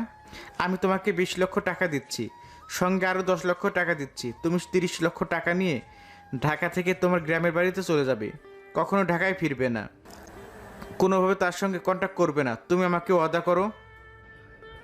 আঙ্কেল, আপনি যা ভাবছেন একদমই তা না। আপনার মেয়ে অযথা আমার সঙ্গে এমন ব্যবহার করে, কিন্তু আমি তার কথায় কোনো রাজি না। মায়ের চিকিৎসা করার জন্য 20 লক্ষ টাকা লাগবে। আমাকে 20 লক্ষ টাকা দিলে আমি অনেকটা উপকৃত হব। আপনাকে সময় মতো আমি 20 লক্ষ টাকা ফিরিয়ে দেব। যদি কোনো দিন জোগাড় করতে পারি, আমাকে ব্যবসা করার জন্য 10 লক্ষ টাকা দিতে হবে না, আমাকে 20 লক্ষ টাকা দিলেই হবে। আমি এখনই ম্যানেজারকে ফোন করে এইখানে টাকা আনার কথা বলছি। তুমি আমার বাসাও যাবে না, সোজা এখান থেকে তোমার গ্রামে চলে যাবে। তুমি অনেক ভালো, তোমার মতো সৎ ছেলে আমি কখনো আগে দেখিনি। কিন্তু আমি কখনো আমার মেয়েকে কখনো এমন ছেলের সাথে দেখতে চাই না যে ছেলে আমার মেয়েকে ঠিকমতো ভাত কাপড় দিতে পারবে না। আমার মেয়ে প্রত্যেক দিনে খরচ করে তোমার 1 মাসের মাইনাস সমান। আর যদি কোনো প্রয়োজন পড়ে নাম্বারটা নিয়ে যাও, আমাকে ফোন করো, তাহলেই হবে। কথাটা বলেই মারিয়ার বাবা কেবিন থেকে বের হয়ে যায়। তারপর ম্যানেজারকে ফোন করে টাকা আনতে বলে। একটু পর ম্যানেজার টাকা নিয়ে চলে আসে। তারপর স্বাধীনকে টাকা দিলেই তা নিয়ে স্বাধীন হাসপাতাল থেকে বের হয়ে বাসার উদ্দেশ্যে রওনা দিতে যাবে। ঠিক তখনই পেছন থেকে মারিয়ার বাবা তাকে উদ্দেশ্য করে বলতে লাগে, দেখ, তোরা যেভাবে পারিস ওই ছেলেটাকে ধরি এমন মারবি যেন চলাফেরা করতে না পারে, ঠিক মতো 1 মাস মেয়েদের দিকে কখনো যেন খারাপ দৃষ্টিতে তাকাতে না পারে। ওর বাবার পরিচয় কেন, ওর নিজের পরিচয় যেন মানুষের সামনে বলতে কাঁপাকাঁপি করে। তারপর স্বাধীন পেছনে ফিরে মারিয়ার বাবার কাছ থেকে টাকা নিয়ে বেরিয়ে যায়। বাস টার্মিনালে এসে বাসের জন্য অপেক্ষা করছিল। ঠিক তখনই তার ফোন বাজতে লাগে। স্বাধীন ফোন রিসিভ করে কানের কাছে ধরতেই ওই পাশ থেকে কান্না ভেসে আসতে লাগে। স্বাধীন ভালোভাবে নাম্বারটা দেখে বলতে লাগে, কি হয়েছে রে তোর? কান্না করছিস কেন? আপু, কি হয়েছে আমাকে বল। ভাইয়া তুমি কোথায় আছো? জলদি বাসায় এসো, মা অনেক অসুস্থ। হ্যাঁ, আমি বাসায় আসছি, তুই মাকে নিয়ে হাসপাতালে যা। আমি সৌরভকে ফোন করে বলে দিচ্ছি আমি বাস কাউন্টারে বসে আছি, 4 ঘন্টা পর বাসায় গিয়ে পৌঁছাবো। ঠিক তখনই বাস চলে আসে। স্বাধীন গিয়ে বাসে বসে পড়ে। বাস চলছে তার আপন গতিতে, কিন্তু সামিয়া কান্না করলো কেন? এর আগে তো মা বহুবার অসুস্থ হয়ে পড়েছিল, সে তো এমনভাবে কান্না করেনি। স্বাধীনের কিছুই বোধগম্য হচ্ছে না। আনমনে বাহিরের দিকে তাকিয়ে আছে। ঠিক তখনই তার চোখ বেয়ে এক ফোঁটা অশ্রু বের হয়ে পড়ে। স্বাধীন নিজেও বুঝতে পারে না সে কেন কান্না করছে। ঠিক তখনই পুনরায় ফোন বাজতে লাগে। ফোনের স্ক্রিনের দিকে তাকিয়ে দেখে সৌরভ ফোন করেছে। কল রিসিভ করে কানের কাছে ধরতে উপাস থেকে বলতে লাগে, তুই কোথায় আছিস? জলদি বাসায় আয়, চাষি অনেক অসুস্থ, তোর কথা অনেক জিজ্ঞাসা করছে। তাহলে মার কাছে ফোনটা দে, আমি কথা বলি। না, দেয়া যাবে না, জলদি বাসায় চলে আয়। হ্যাঁ, আসছি রে, আর মাত্র 1 ঘন্টা সময় লাগবে। কথাটা বলেই স্বাধীন ফোন রেখে দেয়। প্রায় 1 ঘন্টা পর বাসার সামনে গিয়ে পৌঁছয়। রিক্সা থেকে নেমে রিক্সাওয়ালাকে ভাড়া দিয়ে বাইরে উঠানের সামনে যেতেই দেখে অনেক মানুষের ভিড় ঠেলে সামনের দিকে এগিয়ে দেখে খাটনি রাখা উঠানের মাঝখানে স্বাধীনকে দেখতে পেয়ে তার ছোট বোন সামিয়া দৌড়ে এসে স্বাধীনকে ধরে কান্না করতে করতে বলতে লাগে, ভাইয়া রে, আমাদের এই পৃথিবীতে আর কেউ রইল না রে। একটা মা ছিল, সেও মারা গেল। এখন কাকে নিয়ে বাঁচবো আমরা? আমাদেরকে নিয়ে কে এত চিন্তা করবে? আমাদেরকে কে দেখাশোনা করবে রে? সামিয়ার কথা শুনে স্বাধীনের মাথায় যেন আকাশ ভেঙে পড়ে। কাছ থেকে ব্যাগটা মাটিতে পড়ে যায়, তারপর খাটনির কাছে গিয়ে দেখে তার মার লাশ। স্বাধীন তার মার মুখ ধরে কান্না করতে করতে বলতে লাগে, মা, তুমি এত কষ্ট করে আমাদেরকে মানুষ করালে, আমরা একটু তোমাকে শান্তিতে থাকতে দিলাম না। সারা জীবন ভর তুমি কষ্ট করলে। বাবা চলে যাওয়ার পর থেকে তুমি আমাদেরকে বিন্দু মাত্র বাবা নেই অনুভব করতে দাওনি। যখন জ্বালাতো তুমি এনে দিতে, যত কষ্টই হোক না কেন। আর তুমি চলে যাচ্ছ আমাদেরকে ছেড়ে। কত কষ্ট হচ্ছে মা, তুমি জানো? কথাগুলো বলেই স্বাধীন অঝরে কান্না করতে লাগে। সৌরভীর স্বাধীনকে সান্ত্বনা দিতে লাগে, কিন্তু স্বাধীন তার কথা শুনতে নারাজ। তারপর স্বাধীনের মাকে গ্রামের সবাই খাটনি করে কবরস্থানে নিয়ে যায়। তারপর কবরস্থ করে স্বাধীন কবরস্থানের সামনে ঠাই মেরে বসে থাকে। সৌরভ এসে স্বাধীনের কাঁধে হাত রেখে বলতে লাগে, দেখ, এই পৃথিবীতে কেউ চিরস্থায়ী নয়, সবাইকে এই পৃথিবী ছেড়ে চলে যেতে হবে। তোর বাবা চলে গেছে, তুই নিজেকে যেভাবে সামনে নিয়েছিস এখনও তুই সেভাবে নিজেকে সামনে নে। তুই যদি এভাবে ভেঙে পড়িস তাহলে সামিয়ার কী অবস্থা হবে একবার লক্ষ্য করেছিস? মেয়েটি সেই সকাল থেকে না খেয়ে আসে, বিকেল কাটিয়ে রাত হতে চলল। এখন এখান থেকে চল। তারপর স্বাধীন উঠে নিজেকে সামনে নিয়ে চোখ মুছে কবরস্থান থেকে বের হয়ে যায়। বাসায় গিয়ে দেখা এখনো অনেকে বাসার মধ্যে ভিড় করে আছে। সবাই হয়তো বা স্বামীকে সান্ত্বনা দিচ্ছে। স্বাধীন যাওয়ার সঙ্গে সঙ্গে অনেক বৃদ্ধ আঙ্কেল এসে স্বাধীনকে সান্ত্বনা দিতে লাগে। এক এক করে বাসা থেকে সবাই চলে যায়। স্বাধীন খাবারের বাটি নিয়ে এসে সামিয়াকে খাবার খাওয়ানোর চেষ্টা করে, কিন্তু খেতে চায় না। স্বাধীনকে ধরে অঝরে কান্না করছে। তারপর স্বাধীন খাবারের বাট নিচে রেখে সামিয়ার মাথায় হাত বোলাতে বোলাতে বলে, দেখো বোন, মানুষ তো চিরস্থায়ী না। সবাইকে একদিন মৃত্যুর স্বাদ গ্রহণ করতে হবে। একদিন আমিও মরে যাব, একদিন তুই মরে যাবি। তাই বলে কি না খেয়ে থাকবি? না খেয়ে থেকে নিচের দিকে একবার খেয়াল করেছিস কি অবস্থা হয়ে গেছে তোর? এদিকে আয়, খাইয়ে দিয়ে। তুই না খাইলে কিন্তু আমিও খাবো না। স্বাধীনের কথা শুনে সামিয়া মুচকে হাসি দেয়। তারপর নিজেকে সামনে নিয়ে খাবার খেতে লাগে। তারপর সামিয়া স্বাধীনকে খাবার খাইয়ে দিতে লাগে। এইভাবে কেটে যায় 5টা বছর। এই তোমাদের সমস্যা কি? প্রত্যেক দিন এখানে দাঁড়িয়ে থেকে মেয়েদেরকে র্যাগিং দাও। তোমাদের লজ্জা কর না? তোমাদের বাসায় মা বোন নেই? কলেজে তোমরা আসো কি এইসব করার জন্য? আমি কিন্তু তোমাদের হয়ে প্রিন্সিপাল স্যারের কাছে অভিযোগ দেব। তারপর আমি দেখি তোমাদের কি করে এই কলেজে পড়ালেখা করো। ম্যাডাম, আপনার কাজ আমাদেরকে শিক্ষা দেওয়া, আমাদের ক্লাসরুমের মধ্যে, কিন্তু বাইরে না। আপনি আপনার কাজ করেন, আমরা আমার কাজ করি। আর কি বললেন? আমাকে কলেজ থেকে বের করে দিবেন? হাসি পাইল।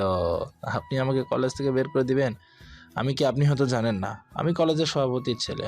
আমাকে দেখে সঙ্গে প্রিন্সিপাল স্যারও ভয় পায়, আর সেই কিনা আমাকে কলেজ থেকে বের করে দিবে? ম্যাম আসেন তো, এই জানোয়ারের বাচ্চাগুলোর সঙ্গে কথা বলে কোনো লাভ নেই। এরা অনেক খারাপ। পরে দেখবেন আপনার সঙ্গেও এরা বেয়াদবি শুরু করেছে। চলেন, এখন এদের সামনে থেকে এদের এইভাবে শাস্তা করা যাবে না। সামিয়া মারিয়ার হাত চেপে ধরে সেখান থেকে নিয়ে চলে আসে। সামিয়া ক্লাসরুমে চলে যায়। অন্যদিকে মারিয়া সোজা প্রিন্সিপাল স্যারের রুমে গিয়ে প্রিন্সিপাল স্যারকে উদ্দেশ্য করে বলতে লাগে, স্যার, আপনাকে এত করে বলছি কিন্তু আপনি কোনো ব্যবস্থাই নিচ্ছেন না। ছেলেগুলোর ব্যবহার দিন দিন জঘন্য হচ্ছে। ওদের অতিষ্ঠ কোনো মেয়ে ঠিকমতো কলেজে আসতে পারে না। প্রত্যেকদিন কলেজের গেটের সামনে দাঁড়িয়ে থেকে মেয়েদের সঙ্গে বাজে বাজে কথা বলবে, বাজে বাজে লিখে দিবে। আজকে তো আমার সামনে একটা মেয়ের স্কার্ফ ধরে টান দিয়েছে। মারে, কি করব আমার বল? আমার তো হাত পা বাঁধা। ওই ছেলেগুলোর সঙ্গে কখনোই পেরে উঠতে পারবো না। ওদের ডান হাতে শহরের আন্ডারওয়ার্ল্ডের বড় ডন। সবাই তাকে দেখে ভয় পায়, আমরাও তাকে দেখে ভয় পাই। আর বিশেষ কথা হলো, ও ছেলেটা হচ্ছে আমাদের কলেজের সভাপতির ছেলে। ওর জন্য একটু দাপট দেখে চলাফেরা করে। মুখ বুজে সহ্য করা ছাড়া আর কিছুই করতে পারি না। কিন্তু আমি করব না। আমার বাবার সম্পর্কে আপনি তেমন একটা ধ্যান রাখেন না। কালকে থেকে দেখবেন ছেলেগুলোর প্রত্যেকটা মেয়েকে সম্মান করে চলবে। মা, এমন কিছু করো না যাতে তোমার নিজের বিপদ ডেকে নিয়ে আসো। নিজের দিকে খেয়াল রেখে কাজ করো। কথাটি বলেই মারিয়া কেবিন থেকে বের হয়ে আসে। তারপর তার বাবাকে ফোন করে ছেলেদের বিষয়ে সব কথা বলতে লাগে। মারিয়ার বাবা আগে আন্ডারওয়ার্ল্ডের বড় ডন ছিল। সে থেকে সবাই তাকে অনেক সম্মান করে। কিন্তু একদিন মারিয়ার মা ক্যান্সার আক্রান্ত হয়। মরে যাওয়ার সময় বলেছিল আন্ডারওয়ার্ল্ড লাইন থেকে সে যেন সরে আসে, খুন খারাপি যেন আর না করে। সেই থেকে মারিয়ার বাবা ভালো মানুষ হয়ে সমাজে চলাফেরা করে। মারিয়ার বাবা কথাটা শুনে অনেকটা রেগে যায়। তারপর কেউ একজনকে ফোন করে, দেখ, তোরা যেভাবে পারিস ওই ছেলেটাকে ধরে এমন মারবি যেন চলাফেরা করতে না পারে, ঠিকমতো 1 মাস মেয়েদের দিকে কখনো যেন খারাপ দৃষ্টিতে তাকাতে না পারে। ওর বাবার পরিচয় কেন, ওর নিজের পরিচয় যেন মানুষের সামনে বলতে কাঁপাকাঁপি করে। ওকে স্যার, কালকে থেকে দেখবেন ছেলেগুলো সকলকে সম্মান করে চলছে। তাহলে আমি ফোন রাখি, আর কোনো দরকার পড়লে আমাকে ফোন করবেন। মারিয়ার বাবা ফোন রেখে দেয়। কেবিনের মধ্যে বসেছিল, ঠিক তখনই কেবিনের মধ্যে মারিয়ার বাবার ম্যানেজার প্রবেশ করে মারিয়ার বাবাকে বলতে লাগে, স্যার, আজকে শেখ ইন্ডাস্ট্রির সঙ্গে ডিল রয়েছে। যে ডিলটা করার জন্য আমরা পিক আপ তো 1 বছর ধরে ওয়েট করছিলাম। তারা আজকে ফোন করে আমাদেরকে তাদের কোম্পানিতে যেতে বলেছে। আমাদের প্রোডাক্টের স্যাম্পলগুলো নিয়ে যেতে তাদের যদি পছন্দ হয় তাহলে তারা অনেক চড়া দামে আমাদের কাছ থেকে প্রোডাক্ট কিনবে। তাহলে আমি গিয়ে প্রোডাক্টের স্যাম্পলগুলো প্রস্তুত করছি, আর আপনি রেডি হয়ে নিন, এখনই বের হব। কথাটি বলেই কেবিন থেকে ম্যানেজার বের হয়ে যায়। অন্যদিকে মারিয়ার বাবা ফ্রেশ হয়ে নিয়ে বের হয়ে বাইরে এসে দেখে ম্যানেজার দাঁড়িয়ে আছে। তারপর তাকে নিয়ে বেরিয়ে যায় সে ইন্ডাস্ট্রির মেন কার্যালয়ে। ইন্ডাস্ট্রির কোম্পানিতে গিয়ে দেখে অনেক মানুষের ভিড় শুধু তাদের সঙ্গে ডিল করার জন্য।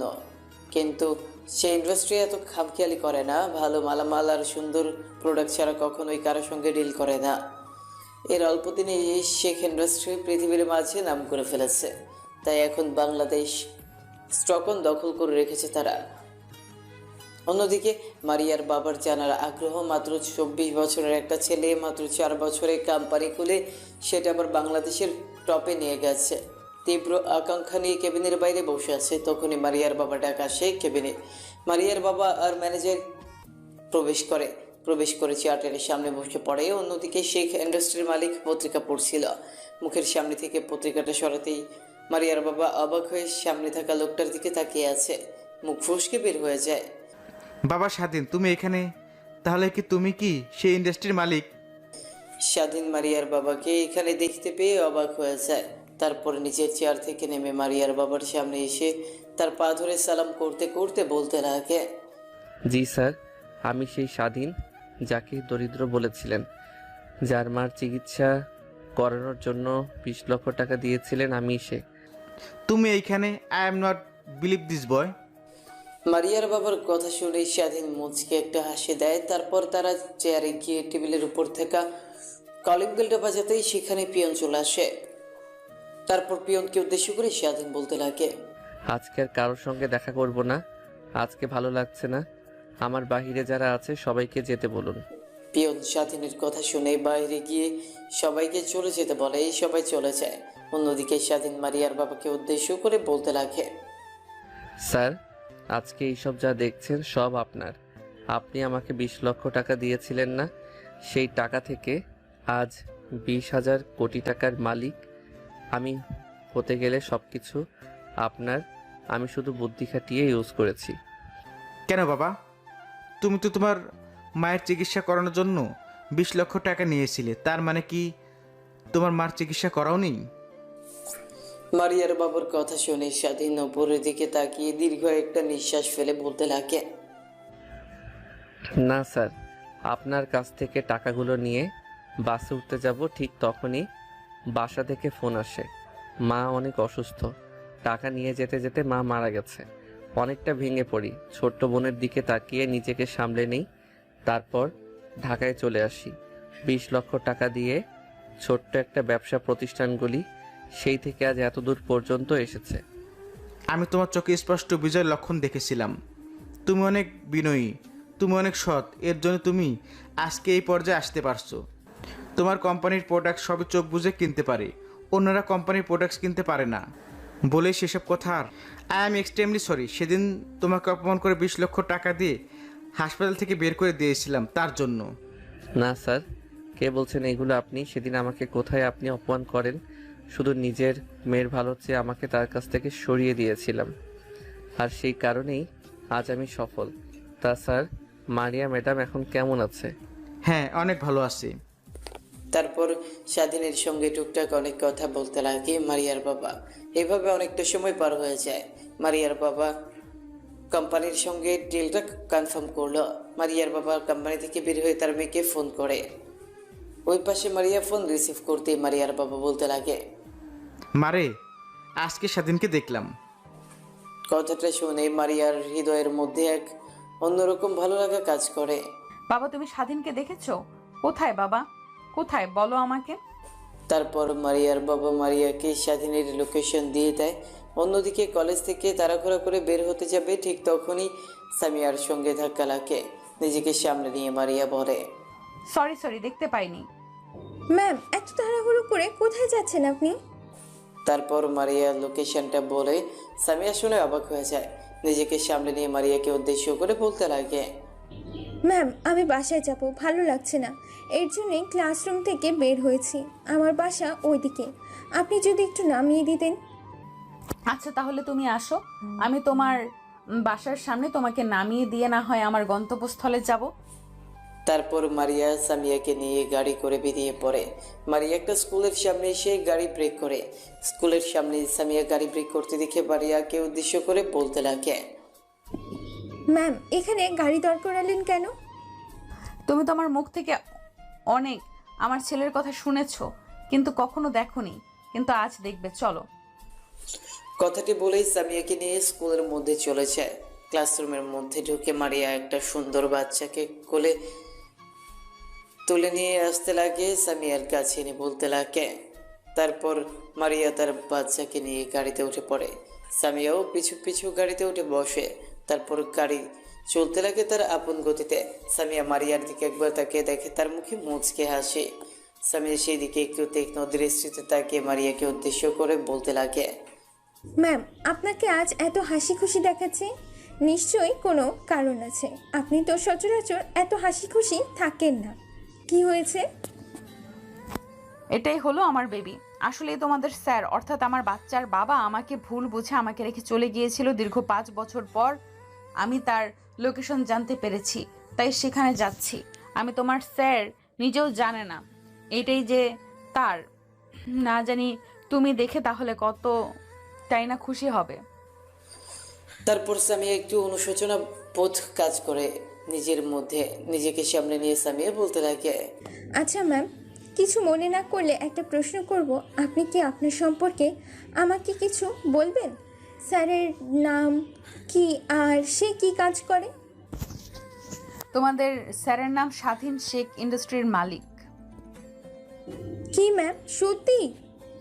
মালিক, হ্যাঁ সত্যি, কিন্তু আগে তোমাদের স্যার এমন ছিল না, অনেক গরিব ছিল। জানি না হঠাৎ করে এত বড়লোক কোটিপতি কি করে হয়ে গেল। আজ কাজ করছিলাম, ঠিক তখনই বাবা ফোন করে বলল স্বাধীনকে সে দেখেছে এই ঠিকানায়, তাই আমি সেখানেই যাচ্ছি। সামিয়ার সঙ্গে কথা বলতে বলতে মারিয়া লোকেশনের চলে আসে।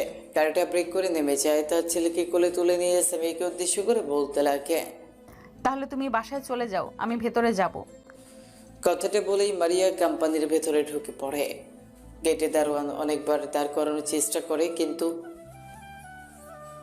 সবাইকে পাশ কাটিয়ে কোম্পানির ভেতর প্রবেশ করে। তারপর ম্যানেজারকে ডাক দিয়ে বসের কেবিন কোনটা সেটা জিজ্ঞেস করতেই ম্যানেজার বলে দেয়।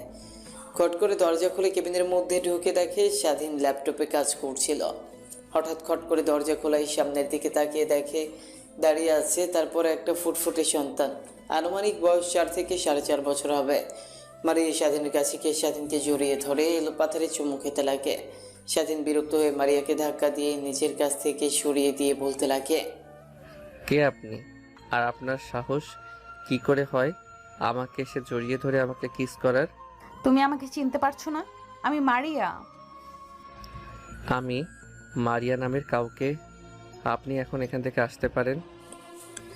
মারিয়া স্বাধীন নিজেদের মধ্যে কথা কাটাকাটি করছিল। ঠিক তখনই মারিয়া স্বাধীনের ছেলে স্বাধীনের কাছে এসে তার হাত চেপে ধরে বলতে লাগে। ছেলেটার কথা শুনে স্বাধীন নিমিষেই থমকে যায়। ছেলেটার দিকে ভালোভাবে তাকিয়ে দেখে একদম তার মতো দেখতে হয়েছে। ছেলেটাকে কোলে তুলে নিয়ে এলো পাথারি মুখে স্বাধীন তার ছেলেকে ধরে বলতে লাগে। ছেলেটার কথা শেষ হতেই স্বাধীন রাগী দৃষ্টিতে মারিয়ার দিকে তাকায়। মারিয়া মাথা দিয়ে হ্যাঁ বোঝায়। স্বাধীন তার ছেলেকে শক্ত করে জড়িয়ে ধরে বলতে লাগে, কে তোমার বাবা আর আমাকে তুমি বাবা বলছো যে? আমি তো আর কারোর কিছুই হই না। সে আমাকে জড়িয়ে ধরে 5 বছর অনুশোচনা কাটাবে, ছেলে পেয়েছে এতেই হবে। কথাটি বলে মারিয়া অন্য পাশ ফিরে তাকায়। স্বাধীন তার ছেলেকে কোলে তুলে মারিয়াকে জড়িয়ে ধরে কপালে চুমু দিতে লাগে। ঠিক তখনই খট করে দরজা লাগানোর শব্দ শুনতে পায়। দরজার দিকে তাকিয়ে দেখে সামিয়া। মারিয়া একটু অবাক হয়ে সামিয়াকে উদ্দেশ্য করে বলে, সামিয়া, তুমি এখানে যে, আর তুমি বাসায় যাওনি? আমার তো একই প্রশ্ন। ভাইয়া, তুমি বিয়ে করেছো আমাকে না জানিয়ে, তাও আবার 5 বছর আগে। মারিয়া, তুমি সামিয়াকে চেনো? চিনবে না কেন? সামিয়া তো আমাদের কলেজেই পড়ালেখা করে, চিনবো না কেন? ভাইয়া, তুমি কিন্তু আমার প্রশ্ন পাস করতে যাচ্ছ। আমার উত্তরটা আমাকে দাও। তারপর স্বাধীনের থেকে শেষ পর্যন্ত খুলে বলে। তারপর স্বাধীনের কোল থেকে তার ছেলেকে নিজের কোলে নিয়ে বলতে লাগে, তোমাদের দুজনের সঙ্গে আমার কোনো কথা নেই। আরি, আমার ভাস্তিকে নিয়ে আমি গেলাম, তোমরা এখানেই থাকো। বাসায় গেলে কিন্তু তোমাদের খবর আছে। কথাটা বলেই স্বাধীনের ছেলেকে নিয়ে সামিয়া কেবিন থেকে বেরিয়ে যায়। সামিয়া কেবিন থেকে বেরিয়ে যেতেই স্বাধীন মারিয়াকে শক্ত করে জড়িয়ে ধরে কিস করতে লাগে। সমাপ্ত।